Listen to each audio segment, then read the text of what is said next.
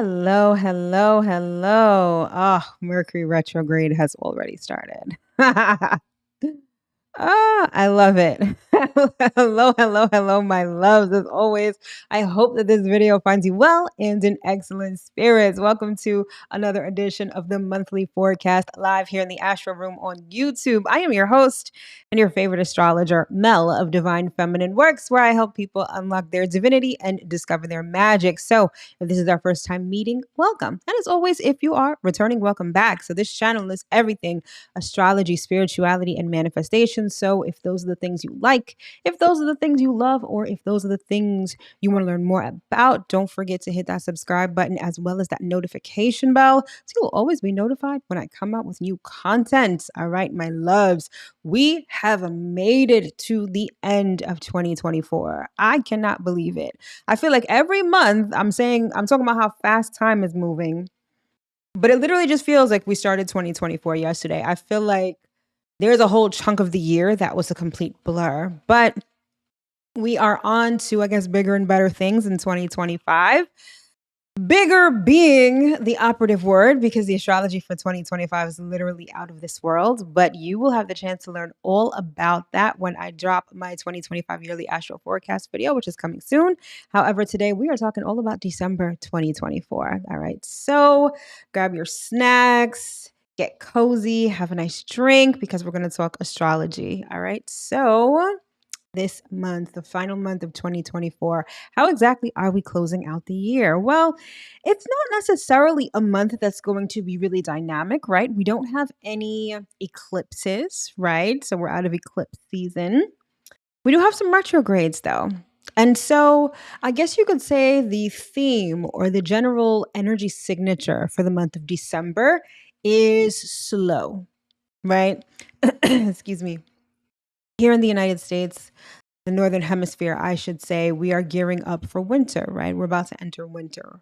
And in December, we have the winter solstice, right? It is the longest night of the year, December 21st, I believe. And we've got two planets that are retrograde this month. And so this is a month of slowing down, which may feel quite counterintuitive because December is when everyone is sort of like in a frenzy almost. Like it's like everything has reached a fever pitch, right? Like everyone's got to go Christmas shopping. You got to wrap things up for the year. You got to plan for 2025. It's like there's so much going on. Yet I want you to really pay attention to this and heed what the universe is trying to tell you, which is slow down. Okay? Slowing down is going to be key. It's not even just the fact that you should slow down. I feel like we're literally going to feel like slowing down. We're going to have less energy. We're going to be a little more lethargic because of one of the planets that is actually going retrograde this month. So one of those months where it's like, while you may have the best intentions to get all of these things done and wrap up all these projects and start new things and, the whole holiday rush, you know the phrase, man plans and God laughs, and December might be one of those months. So before I get into all of the juicy details for the month, of course, housekeeping and announcements. So if you are joining me live here tonight, thank you so much for tuning in. I sincerely appreciate you. Say hi on your way in and hit that like button on your way in as well, please. And thank you. It is one of the most important things that you can do if you like my content and if you wish to support this channel. Number one, it's free. Number two, it really lets the algorithm know that you like this content and it'll push it out to other people who may like it as well. And that helps the channel grow. And when the channel grows, we all benefit. All right. So definitely hit that like button, please. And thank you. And if you are watching this on the replay, I appreciate you just as much. I sincerely hope that you get what you're looking for out of this broadcast, whether it's enlightenment, illumination, confirmation, clarity, or even just information. If you find whatever you're looking for, hit that like button, the subscribe button, and the notification bell as well. All right. So in terms of announcements, so tomorrow I have another session of my free live workshop called Your Cosmic Selfie, an intro to your natal chart. So if you are brand spanking new to astrology, this is definitely the workshop for you. Also, maybe you're not so new to astrology, but you find it kind of confusing to read your natal chart, or you just want a better understanding of your natal chart. This workshop is also for you. It's a great introductory 1 hour workshop that's completely free, where we will look at a sample natal chart and dissect it in a way that you can understand so that you can start doing the same to yours. All right. So, this workshop, the next session is happening tomorrow, Wednesday, November 27th at 11 a.m. Eastern Standard Time. So, if you are interested in signing up, the link is in the description box below. It's also tagged to the video. Now, I have sessions every 2 weeks. So, if you can't make tomorrow, that's fine. There will be other sessions in the future. However, even if you sign up tomorrow and you can't make it, you will get a copy, or you will get the link to the recording. So either way, you win and you're good. So again, the link to that is in the description box below and tagged to this video. And then finally, if you want to know what 2025 has in store for you, then you definitely have to schedule a year ahead reading, your 2025 year ahead reading. This reading is everything. And I'm not just saying that because I'm doing it. It's the fact that I go through the numerology. I use your natal chart against the astrological transits for 2025. So you know exactly what to expect. Like a personal little instruction manual for you for 2025. It's chock full of information. It'll help you prepare for what is coming, and it'll at least contribute to helping you live your best life. Now, this reading is discounted until November 30th, so you have until Saturday to get it at the discounted rate. Thereafter, it will be full price, all right? And slots are filling up rather quickly, which I am definitely thankful for. So you'll want to do that sooner rather than later, all right? And so that will also be linked in the description box below and tagged to this video. All right. So that's it by way of announcement. So let's get into the month and talk about December. So, namely, we've got two planets. Actually, we've got three planets changing directions. So, Mercury just went retrograde yesterday. And the time I'm doing this, it is November 26th. So on November 25th, Mercury went retrograde. And then thankfully on December 15th, Mercury will go direct. All right. So that's the one sort of that is the one direction change that we have for the planets. Now, the second direction change is going to be pretty major because Mars is going to be going retrograde. Now, Mars does not go retrograde it goes retrograde regularly, but not very often. So, Mars goes retrograde every year and a half, a little over a year and a half. And so Mars will begin its retrograde this month, at the very top of the month, as a matter of fact. And then it'll go, I believe, until February. So Mars is going to be spending some time in the signs of Leo and Cancer. And this is going to be important because these are the areas of life that are really going to slow down for you. And slowing down is definitely not a bad thing. But I will get into all of that in a little bit. And then finally, we've got Neptune changing directions also. So Neptune has been retrograde in its home sign of Pisces for the last couple of months. And in December, it will go direct in Pisces. And so when we have this sort of astrological configuration, namely we've got planets changing directions, we often feel the energy shifts viscerally even, right? Because we're going from, okay, things slowing down to all of a sudden speeding up. It reminds me of, those they're not escalators, but they're more like conveyor belts in the airport, right? That they don't go up, they just go sort of laterally. They don't go that fast, but you ever notice how it's sort of awkward getting on and off? Like you get on and it's like taking you faster than if you were walking, and then when you get off, you kind of have to slow down because it's weird, it's awkward. That is kind of how these planetary direction changes feel. We go from either this very introverted energy to very extroverted energy, like when a planet that was retrograde goes direct, and vice versa. When a planet that was direct goes retrograde, it's like we go from this direct, extroverted kind of energy to really introspective, quiet, and even slow. And so if you feel like things are, I don't want to say topsy-turvy, but if you feel the energy shifts, that's definitely why. And then apart from that, we have the degular kind of astrology that you would find in the month. However, one of the interesting facets of December is that we have 3 moons. So we've got a new moon, a full moon, and then another new moon in the same month. And this is not rare because of the orbit of the moon, right? There are some months that'll have two new moons or, whatever. I don't know if we have months where we have two full moons. Usually it's two new moons. But yes, so other than that, December is sort of a regular month. But if you get nothing out of this video other than this, it is that this is a month of slowing down. And slowing down is definitely not a bad thing. All right. So without further ado, let's get into the details and see what we've got going on for December. So let's start with the highlights. So first, we have what I like to call conservation and confidence, and this is Mars going retrograde. Now, Mars will begin its retrograde in the sign of Leo, hence confidence, right? But it's going to retrograde back into Cancer, which is not necessarily going to feel the best, but serves an important purpose, all right? And not only do we slow down when Mars goes retrograde, but we conserve our energy. And in conserving our energy, we kind of get really clear on where it makes sense to exert our energy. I think I gave this example yesterday when I was doing the weekly astro forecast. And I was talking about how, a lot of times we want to go and we want to go fast, but what happens if you're going in the wrong direction, right? Nothing feels worse than going fast and far in the wrong direction, only to have to turn around and go back, right? So when Mars is retrograde, we have the ability to figure out, well, where have I been spending my energy? Maybe now I can dial things back a little bit, right? I actually like Mars retrograde for that particular reason. All right. Then we have what I like to call dreams and illusions. And this is Neptune going direct in Pisces. So since Neptune was retrograde in Pisces, we were kind of really privy to the harsh realities of life. And I mean, going through this whole election cycle in the United States is definitely the definition of harsh reality. Okay. However, when Neptune is retrograde, the rose-colored glasses come off and we kind of see things for what they are.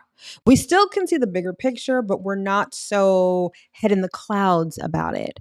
But now that Neptune is going direct in Pisces, in its home sign of Pisces, and not even just that, I believe Neptune is going to be at the critical degree of Pisces. Actually, let me check that. I want to make sure because that's going to be super important. If it is...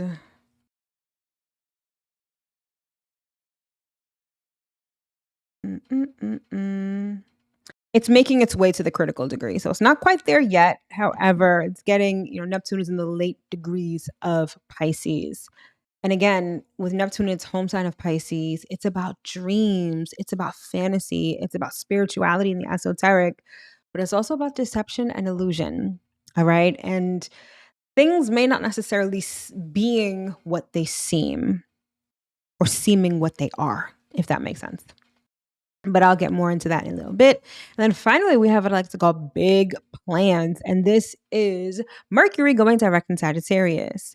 So speaking of big, Jupiter is the ruler of Sagittarius. And so with Mercury in Sagittarius, we're not only seeing the bigger picture, but we're making long-term, lofty plans. And so with Mercury no longer being direct, it's going to be time to get back to our regularly scheduled program and start dreaming again. All right. So those are the highlights. Let's get into the month itself and see what we've got going on. All right. So we start off with the new moon in Sagittarius, followed by Mars retrograde in Leo, at least starting in Leo. Thereafter, we have Venus moving into Aquarius, Neptune going direct in Pisces. The full moon of the month is going to be in the sign of Gemini. Mercury will go direct in Sagittarius. We've got the sun moving into Capricorn, heralding Capricorn season. And we cap off the month with another full moon, this time in the sign of Capricorn. All right. So without further ado, let's get into the details. And let's begin with the very first day of the month. We open up December with a new moon in the sign of Sagittarius. Now, new moons are all about planting new intentions and setting new seeds. And Sagittarius is larger than life. Sagittarius fosters growth, expansion, spirituality even. Everything about Sagittarius takes us to new heights. And so we have a unique It's unique, but not really, because we have this opportunity every year when we have a new moon in Sagittarius, but we have the unique opportunity to cast a wide net when it comes to the intentions that we are setting. So, of course, you want to look at your natal chart and see exactly where Sagittarius is. This will let you know what area of life is on the menu for this new moon. Like I've always said, if you're not new to this channel, I know you've heard me say this before. You can manifest whatever you want whenever you want. We are God in the flesh. We have the power to create our reality, all that good stuff. However, not however, and I think that one of the best tools that we have at our disposal is astrology, because astrology helps us focus on things. Depending on where the moon is, what sign it's in, what time of the year it is, it lets you know what you can focus on. It's not every new moon that you're manifesting a new boo, right? Or you're manifesting more money. It's like there is a time, a designated time for everything. And astrology helps us understand this. And so wherever Sagittarius is in your chart is where you could best use the energy to manifest something new, right? Now, regardless of wherever Sagittarius is in your chart, Sagittarius has a lot to do with long distance travel. It has a lot to do with higher education. It has a lot to do with things that are at a distance from you. It has a lot to do with religion, philosophy, law, all of those things. So those are the undercurrent of the energy, right? So it may be the case that this may be a great time for you to put a deposit on a trip that you want to take. Or maybe this is a great new moon to perhaps put in an application for grad school or law school or medical school or something like that, right? But let's say that you've got Sagittarius in your seventh house. This is relationships. This may be a time where you're planting seeds of a long distance relationship, right? Or maybe you've got Sagittarius as your 11th house, your house of friendships and goals. So this is the time to set a really beautiful, lofty goal in your life, or maybe develop a friendship with someone who lives in a different state or even a different country. You get it? So again, look at Sagittarius and see where it is in your natal chart, and that'll let you know what to manifest. All right. But here is the thing, whatever you are working on, whatever you are setting intentions for with this new moon, be optimistic about it. I'll never forget the first time I went to see a spiritualist. It was actually someone that I was referred to by my sister. And the very first thing she said was, if you do not believe, then don't go. Because you're kind of just going to be wasting your time, right? If you don't believe in the fact that this person can see things and tell you things, then this is just going to be a waste of your time. And that's sort of how we should approach this new moon. It doesn't make sense. And let me not say it doesn't make sense. It's counterproductive for you to set intentions that you don't think that you can achieve. Now, I just said that this is the new moon where you're setting big intentions, right? Everything about Sagittarius is big, it's larger than life, it's lofty, it's long-term goals, all that stuff. But if you don't believe that you can actually achieve these things, then don't set the intentions. That's not how Sagittarius operates. Sagittarius is optimistic. Sagittarius sees the bigger picture and knows that it can achieve it. Right? It's like Jupiter is so big, right? It's not afraid to take up space. There is this confidence inherent in the energy of Sagittarius. It is a fire sign after all. So confidence is a thing. So don't do this, whatever you do for new moons, right? Whether it's just setting intentions, journaling, scripting, candle magic, whatever it is, like do it with optimism and do it confidently. Otherwise, don't do it at all. Sagittarius will have it no other way. So definitely keep that in mind. All right. And I'll be dropping a video all about the new moon in Sagittarius tomorrow. So definitely tap in for that. It's not going to be live. It's just going to be a scripted video. So it'll drop tomorrow. But either way, be confident, set intentions. Now, understand this. Do not set intentions just because you think you can achieve them. That's actually limiting yourself. Right? It's like saying, oh, I'm going to, manifest, I don't know, rent money or $100 because you know logically that you can manifest that. That's not how Sagittarius works either. Sagittarius is about expansion well beyond your comfort zone. So it may feel a little scary. It may elicit some doubt, right? When you're thinking about these goals and setting these intentions, you may be like, how am I going to achieve this? Remember, the how is not up to you. All you have to do is be like, listen, I want this. I'm confident that I will have it. That's it. So keep that in mind with this new moon. All right. So that is going down on December 1st, right? Then next, we've got Mars going retrograde in Leo, and this is going down on December 6th. So this is one of the premier astrological events of the month. Okay. And it's really about, like I said, slowing down. Now, in the highlights, I called this conservation and confidence, right? Leo is very main character energy, right? And Mars in Leo is about being the main character. Mars in Leo is like, look at me, very flashy, very fiery, very attention seeking and attention getting, which presupposes, right, that you're out there. It's very extroverted energy. Now, anytime we have any planet that's going retrograde, it's about introspection. You take whether the planet or the energy of the planet is extroverted or introverted, you take that energy and you direct it inward, right? So that main character energy, you're directing it inward.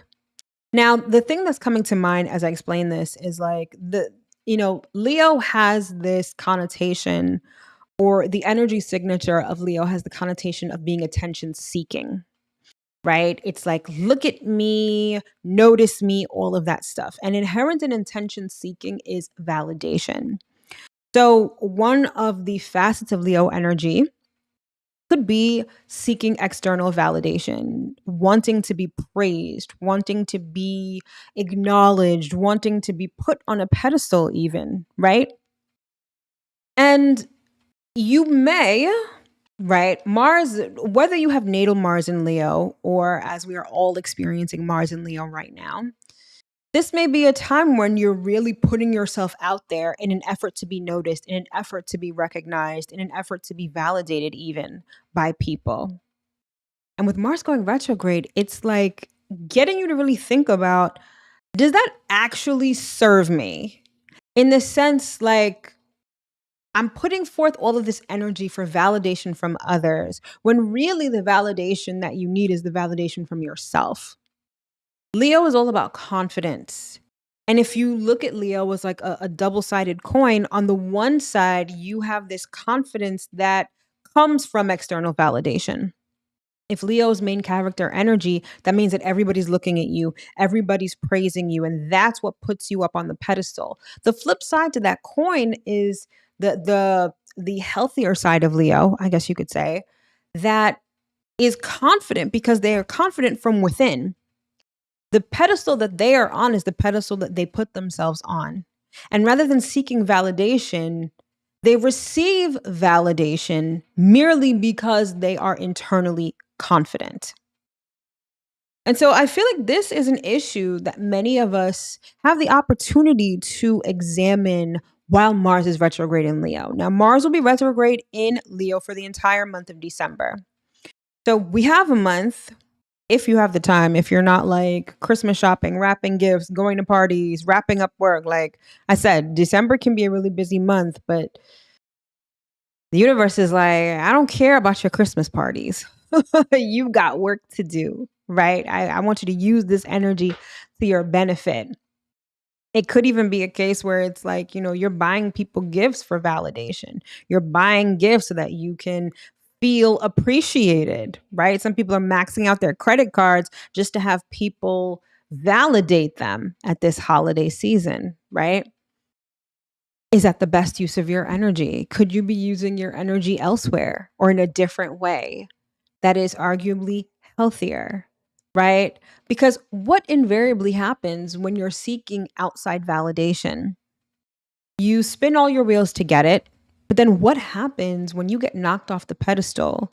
That validation goes away. If you become irrelevant, right, in the eyes of the public, or if people no longer like you, if you make a mistake, if you fall from grace, that validation goes in the trash. If that is where your confidence lies, what do you think happens to you after that? That's not true confidence. That's not confidence in the way that Leo is meant to be confident, right? Leo is confident because Leo is the king of the jungle. I'm confident because I exist, because I'm here. I don't care if you like it or not. I don't care what you have to say about it. I'm just confident, right? So perhaps we need to examine how we arrive at our confidence. Do we have confidence at all? And if we do, is it because everyone else is bigging us up? Everybody else is hyping us up? Or is it because we know inherently that we're worth it? Something to think about when Mars goes retrograde. Now, also, Leo is about childlike energy, entertainment, creative activities. It's like when it comes to these things, regardless of where Leo is in your natal chart, you might want to slow down on these things. You might want to conserve your energy. And again, this may be counterintuitive because it's like, well, isn't this a time to have fun? Isn't, being creative and expressing myself a good thing? They are. But the best part, I think, about Mars going retrograde is that it prevents burnout. It's the universe saying, listen, I give you a stretch of 18 months to go forward, right? When Mars is direct, it's direct for like 18 months. And that's go time. That's when you do things. That's when you have this extroverted energy. And then for about 2 months, it's time to rest. It's time to recharge your batteries. It's time to power things down. And that's exactly what Mars retrograde will do. And in the sign of Leo, at least for the month of December, those creative projects, they can ramp back up when Mars goes direct, right? Leo also has a lot to do with romance and matters of the heart. It's also one of those times, especially if you're like an Aries rising and you've got Leo as your fifth house. Dating, it may be a time to kind of dial that back a little bit. Maybe not be so out there for the moment. Maybe put the dating apps down for a bit. Maybe cancel your subscription for a little while and really understand what it is to be singular and autonomous, right? Mars is the planet of individuality. Mars is the planet sort of self. So, not self, that's kind of more like the sun, but Mars is about independence and autonomy. This could be a time where you really focus on that. There's so many different ways that Mars retrograde in Leo can, pan out. However, I will say confidence, right? Matters of the heart, even what we're passionate about. I think that those are going to be the things that the universe is going to give us opportunities to reflect on while Mars is retrograde. All right, so that's that. Let's move on to the next thing, which is Venus entering Aquarius. And this is happening on December 7th. Now, I have to be honest, this is not one of my favorite placements for Venus. Venus thrives in signs like Pisces, Taurus, Libra, right? Very chatty, very luxurious, very lovey, right? Venus in Aquarius kind of can be a little cold. It can be detached. Venus in Aquarius is great for friendships. Aquarius is the sign of the collective. And with Venus in Aquarius, it's like our relationship to the collective or our relationships in the collective. It fosters friendship. And, again, the universe will always give us opportunities to work on different things in our lives at different times. And so Venus in Aquarius, of course, depending on wherever Aquarius is in your natal chart, it's great for friendships. Now, Aquarius is an air sign, right? And so Venus in Aquarius has a lot to do with forward thinking, future thinking. It has a lot to do with innovation and improvement. So, one of the things that I do like about Aquarius, or I should say Venus in Aquarius, is that it fosters this mental activity that allows us to think about where we can improve or what we can improve upon when it comes to Venusian things. Venusian things are namely relationships and money. It's also creativity. So this transit allows us to think of a master plan. It allows us to plan for the future in a way where we improve upon what we already have. Right? So let's say you've got Venus, let's say you've got Aquarius as your fifth house.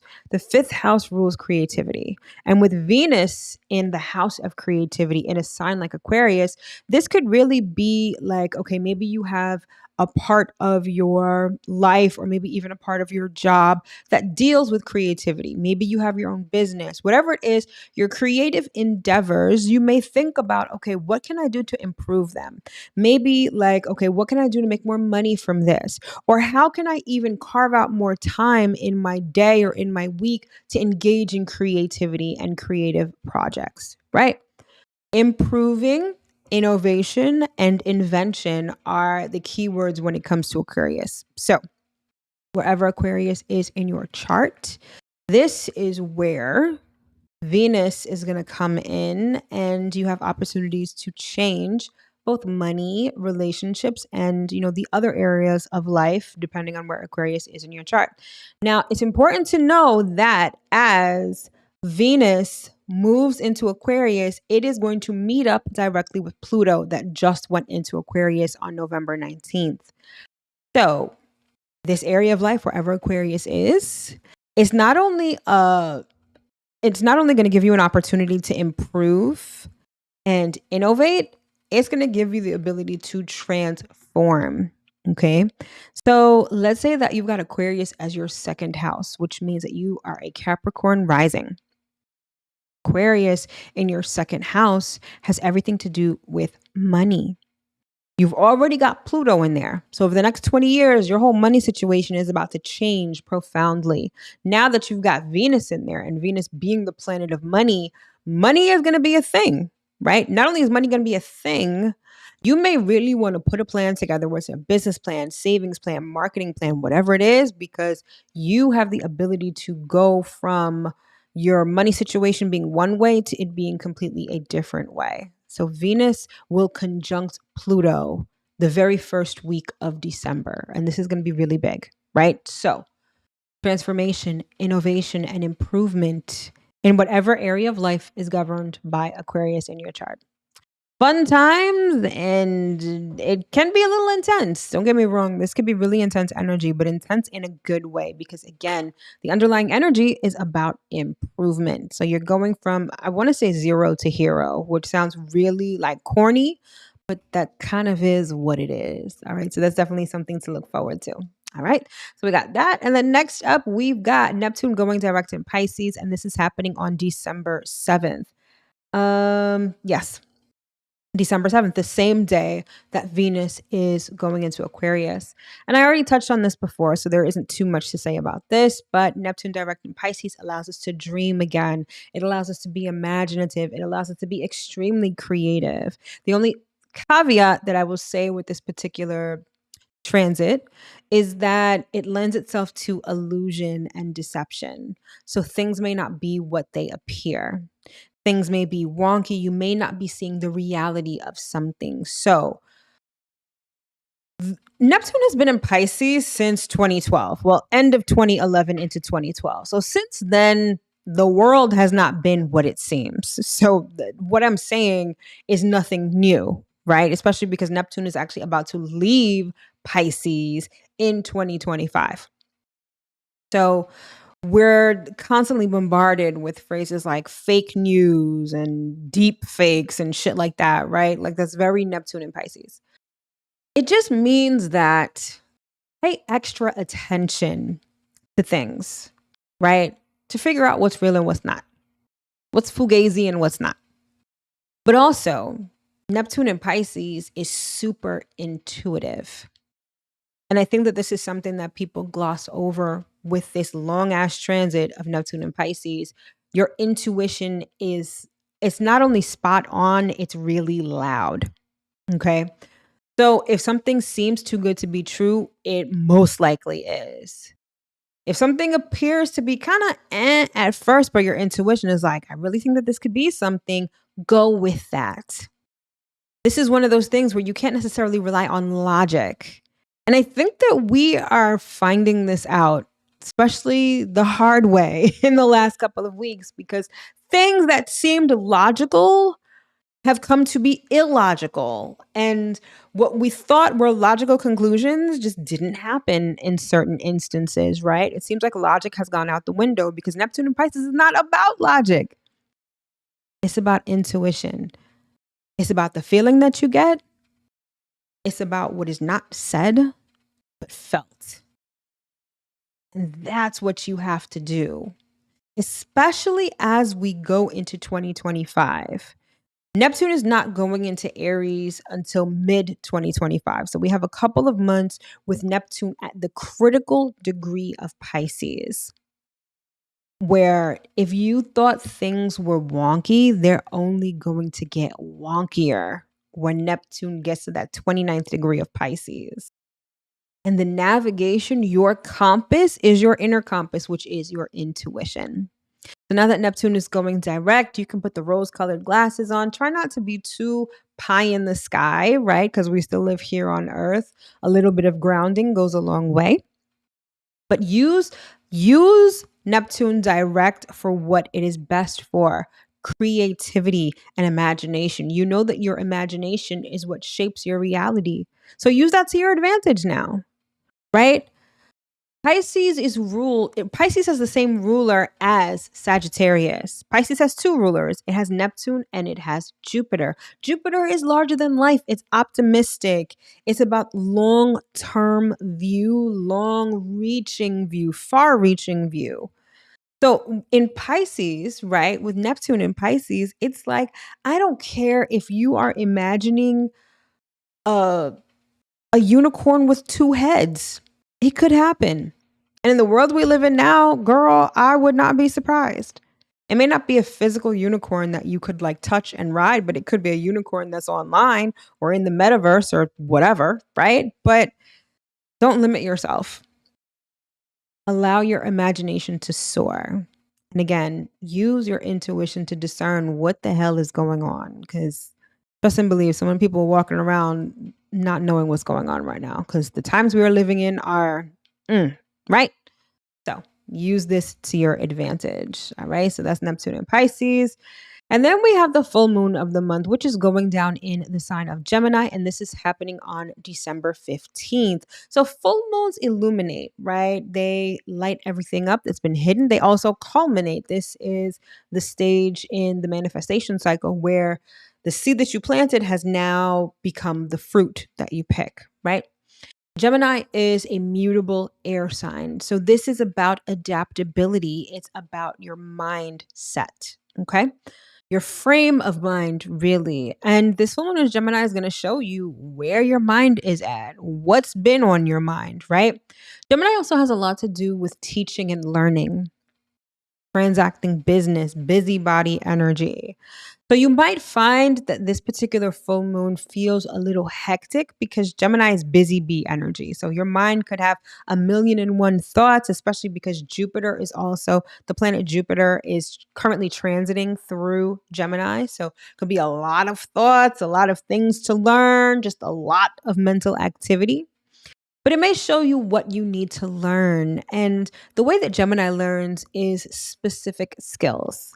So it could be like accounting, it could be cooking, playing the guitar, right? Something along those lines. Maybe there's something that you can learn, or perhaps this full moon can show you what you can teach, what you know. There's this element of knowledge that comes with Gemini, right? And the full moon in Gemini highlights our knowledge, highlights what we know. Gemini is also very social and communicative. So this could be a full moon where maybe you're talking to people that you haven't talked to in a while. Or maybe you're sort of being faced with your communication style for better or for worse. Either way, I would expect that full moon around the middle of the month to be hella busy, hella chatty, hella Gemini, right? In the best way possible. But either way, there's this illumination when it comes to teaching, learning, and our mental activities. All right. So that's that. Then next up on the same day, December 15th, we have Mercury going direct in Sagittarius. And so this is just a rehash of what I said last month when Mercury originally went into Sagittarius.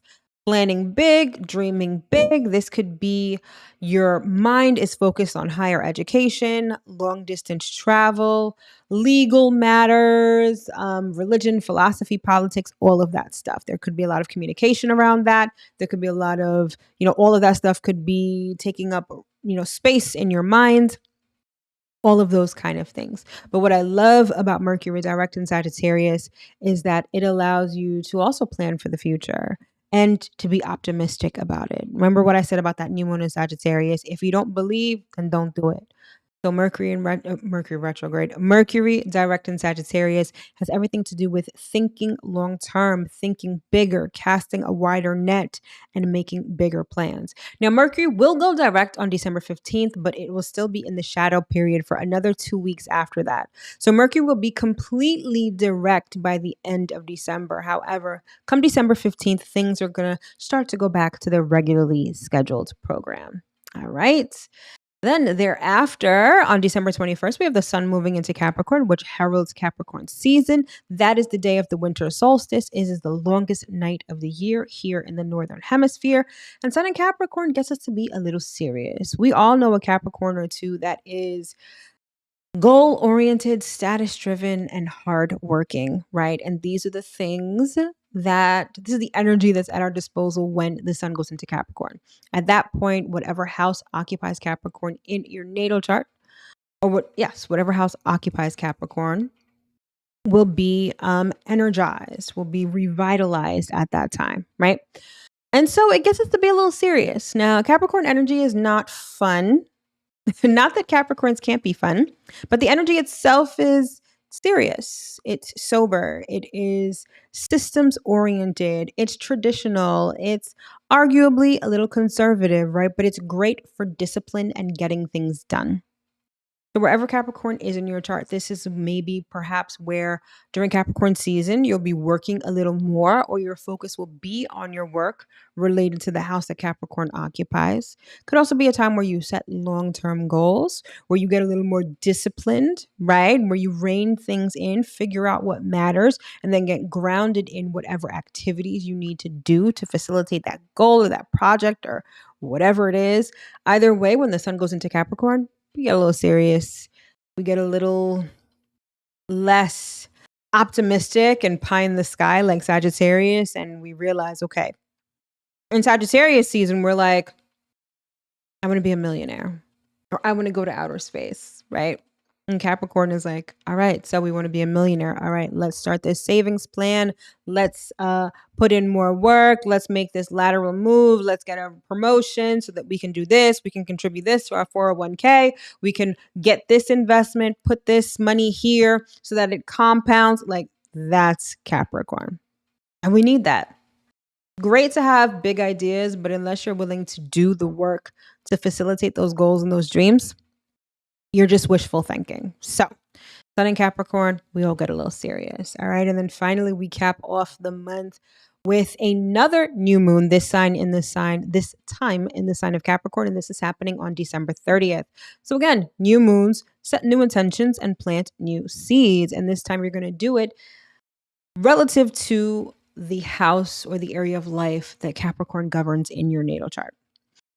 New moons in Capricorn are best for setting long-term goals that you would need to work for, goals that you would need to exercise discipline for, goals that would set you up well, goals that have to do with your stability, your structure, your livelihood. Capricorn has an energy signature of work. So career and work are typically the undertones of any sort of Capricorn energy. But again, depends on where this is going down in your natal chart.